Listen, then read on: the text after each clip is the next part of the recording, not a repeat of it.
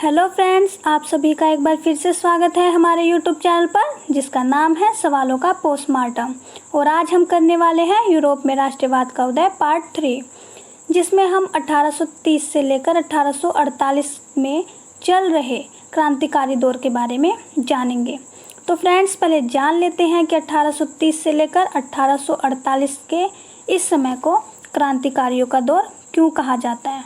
तो देखिए फ्रेंड्स, इस दौर को क्रांतिकारी दौर इसलिए कहा जाता है क्योंकि इस दौर में यूरोप के लगभग 10 से भी ज़्यादा देशों में क्रांतियाँ हुई थी और अलग अलग तरह की क्रांतियाँ हुई। इसमें से जो कुछ क्रांतियाँ हैं वो सफल हो गई और कुछ क्रांतियाँ असफल रहीं।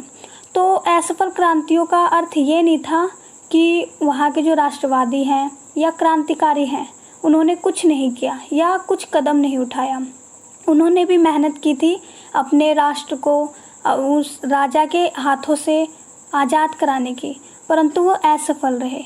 पर जो ये असफल क्रांतियां हैं, कम से कम इन असफल क्रांतियों ने वहाँ की जो जनता है, वहाँ के जो लोग हैं, उनके अंदर राष्ट्रवादी भावना का बीज बो दिया था, जिसके कारण वहाँ की जो जनता है उनके मन में भी यह विचार आने लगा कि हाँ, हमें भी अपने राष्ट्र को इस शासक से छुटकारा दिलाना होगा।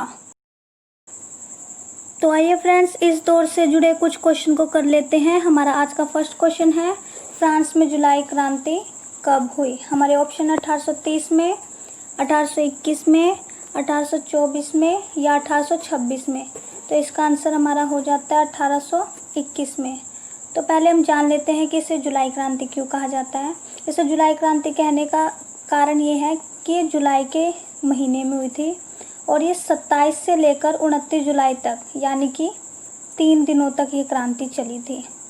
इस क्रांति में क्या हुआ था कि लगभग पूरा जो फ्रांस है वो शामिल था, पूरा फ्रांस शामिल था। चाहे वो कोई वकील हो, कोई टीचर हो या व्यापारी हो या मजदूर हो या सैनिक, मतलब पूरा फ्रांस ही इस क्रांति में शामिल था। और इस क्रांति का जो नेतृत्व है वो एक बहुत ही वृद्ध व्यक्ति ने किया था जिनका नाम लफायत था। तो हमारे इस क्वेश्चन का आंसर हो जाता है 1821। तो आइए अब हम बढ़ते हैं अपने सेकंड क्वेश्चन की तरफ। हमारा सेकंड क्वेश्चन है, जुलाई की क्रांति किस राजा के खिलाफ हुई। हमारे ऑप्शन है चार्ल्स, लुई 18वां, लुई फिलिप या पोलिंगनेक। तो इसका हमारा आंसर हो जाता है चार्ल्स 10। फ्रेंड्स, जो ये चार्ल्स 10 था ये 1824 में फ्रांस का शासक बना था और ये बिल्कुल ही निरंकुश था। इसने कभी भी जनता की सलाह या उसके विचारों को नहीं माना। इसका मानना था कि अगर हम अपनी जनता से पूछकर शासन कर रहे हैं तो इससे अच्छा है कि हमें जंगल में लकड़ी काटने चले जाना चाहिए। तो आप समझ सकते हैं इस राजा के क्या विचार थे और फ्रांस के लोगों ने इसके खिलाफ क्रांति क्यों की। तो जो चार्ल्स 10 था, इसने क्या किया था, इसने जो फ्रांस के अखबार हैं उस पर प्रतिबंध लगा दिए थे ताकि कोई भी अखबार में ऐसी खबर ना छाप सके जिससे चार्ल्स 10 के खिलाफ राष्ट्रवादी भावना मतलब पनपे या उसका उदय हो। और इसने क्या किया, जो चर्च है और जो कुलीन वर्ग है, जो चर्च और कुलीन वर्ग है, इनको ना अधिक से अधिक शक्तियां दे दी। और हम जानते हैं कि जब भी चर्च और कुलीन लोगों को शक्तियां मिली हैं, उन्होंने हमेशा ही समाज में जितने भी निम्न वर्ग हैं उनका शोषण ही किया है। तो इस समय पर जब उन्होंने चर्च को और कुलीन वर्गों को बहुत ज़्यादा शक्तियाँ दे दी तो वहाँ के लोगों में बहुत ही आक्रोश उत्पन्न हो गया और उन्होंने क्या किया, चार्ल्स 10 के खिलाफ विद्रोह कर दिया। तो हमारा आंसर हो जाता है ऑप्शन ए। तो अब हम बढ़ते हैं अपने थर्ड क्वेश्चन की तरफ। हमारा थर्ड क्वेश्चन है, यूनाइटेड किंगडम ऑफ नीदरलैंड से कौन सा देश अलग हुआ। तो पहले हम ये जान लेते हैं यूनाइटेड किंगडम ऑफ नीदरलैंड में कौन कौन से देश शामिल थे। तो इसमें लगभग 3 देश शामिल थे, जिसमें था एक खुद नीदरलैंड, एक हॉलैंड और एक इंग्लैंड। ये तीनों देश मिलकर हमारा क्या बनाते थे, यूनाइटेड किंगडम ऑफ नीदरलैंड। तो क्या हुआ, यहाँ पे जो हॉलैंड है वो बेल्जियम के ऊपर बहुत ज़्यादा अत्याचार करता था, यानी ये इसके साथ ऐसा व्यवहार करता था मानो Belgium United Kingdom of Netherland का कोई हिस्सा है ही नहीं। तो यहाँ की जो जनता है वो बहुत ही परेशान हो गई थी बेल्जियम की, और यहाँ की जो बेल्जियम की जनता है वो पूरी तरीके से जुलाई क्रांति से प्रभावित हो चुकी थी। इसलिए बेल्जियम की जो जनता है उन्होंने क्या किया, जो अपनी कैपिटल है वहाँ से क्या किया, इन्होंने ब्रसेल्स से क्या किया, क्रांति करनी स्टार्ट कर दी। और इन्होंने क्रांति की, इन्होंने क्रांति करके क्या किया, इन्होंने बेल्जियम को आज़ाद कर लिया। और 1831 में बेल्जियम ने अपना एक नया संविधान बनाया और अपने आप को स्वतंत्र घोषित कर दिया। तो अब बढ़ते हैं हम अपने फोर्थ क्वेश्चन की तरफ। हमारा फोर्थ क्वेश्चन है, किसने कहा फ्रांस छींकता है तो शेष यूरोप को खांसी जुकाम हो जाता है? हमारे ऑप्शन है गैरीबाल्डी, बिस्मार्क, मेजिनी या ड्यूक मेटरनिक। तो इसका हमारा आंसर हो जाता है ड्यूक मेटरनिक।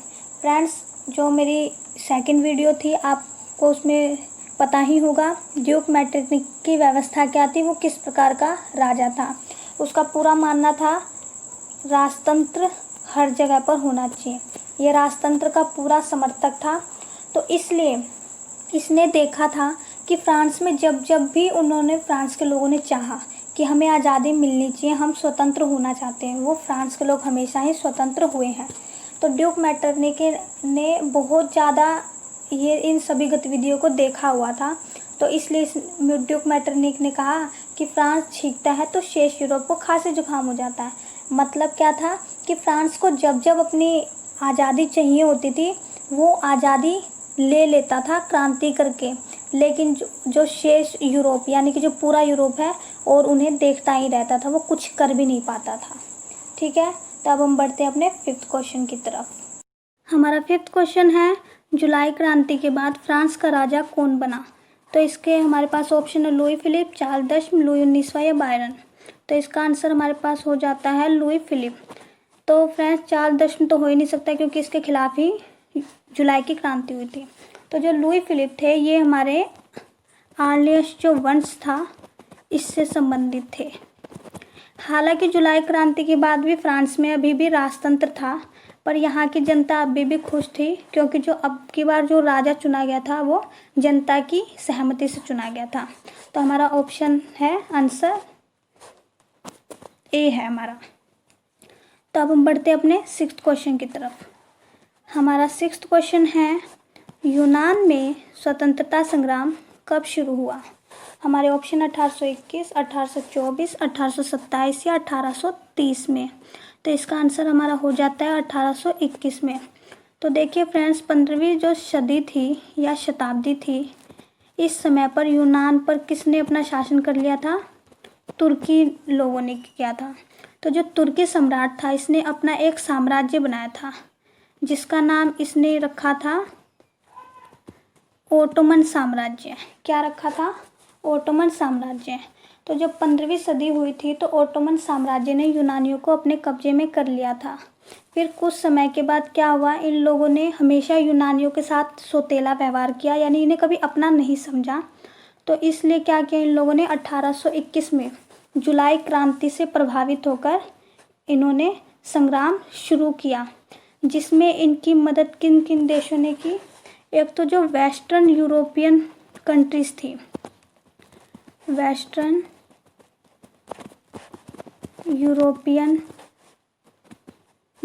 यूरोपियन जितनी भी कंट्रीज थी उन्होंने इनकी मदद की थी, जिनमें रूस भी आता है।